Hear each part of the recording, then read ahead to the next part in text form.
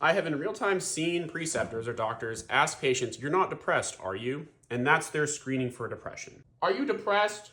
Is that how we screen for depression? No. We are going to go over some of the vague symptoms of depression, namely hopelessness, guilt, and anhedonia, that frustrate me because people don't ask about them the way that they should. If I ask you, "Are you hopeless?" what am I really asking you? Am I assessing the extent to which you are hopeless, or I'm asking, do you agree with the statement, "I am hopeless"? Most of the time, it's going to be the latter. Asking about guilt. Do you think it's all your fault? Do you feel guilty? It's just not a great way to ask. Usually I see if someone feels as though they deserve the position that they're in. So a lot of guilt has to do with this feeling that you have ownership for your terrible station. So if someone says, "Nothing good's gonna happen to me and I honestly deserve it," that to me is a statement of guilt. The same with hopelessness. If someone's saying, "I don't think anything's ever gonna get better again," they've already told you that they're hopeless. Okay. Now coming back to anhedonia. Anhedonia is the loss of pleasure or enjoyment in something that used to give you pleasure. So let's say I used to love playing video games, but now when I do it, it just doesn't hit the same at all anymore. I don't try to ask very specifically about hobbies at all.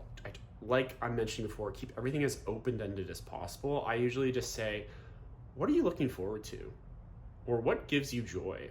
And people will be taken back by like that annoying philosophical question, like, "Oh God, this psychiatrist is being so invasive right now." And then I kind of say, "Okay, sorry, like, yeah, what do you do when you get home from work?"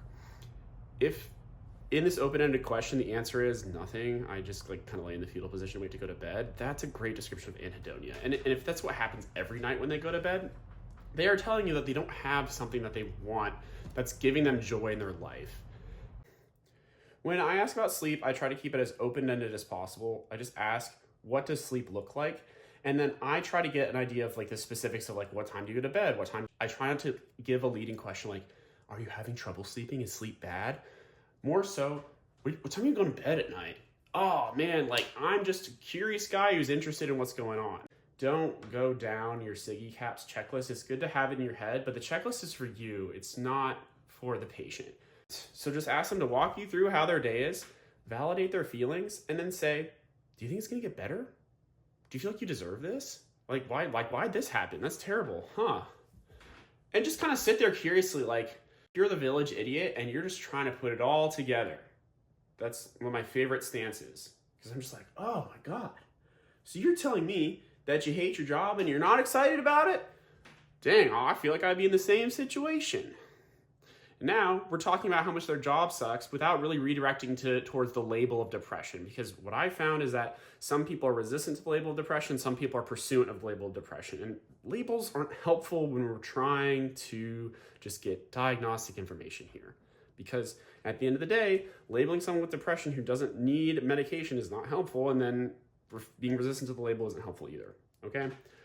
Hopefully there's something worthwhile in this. I feel like I sound irritated. I swear I'm not irritated. It's just I'm impassioned, I think is how I'd put it. What do you think, Maggie? Oh, she's a cutie. Hi. You hiding behind the leaves?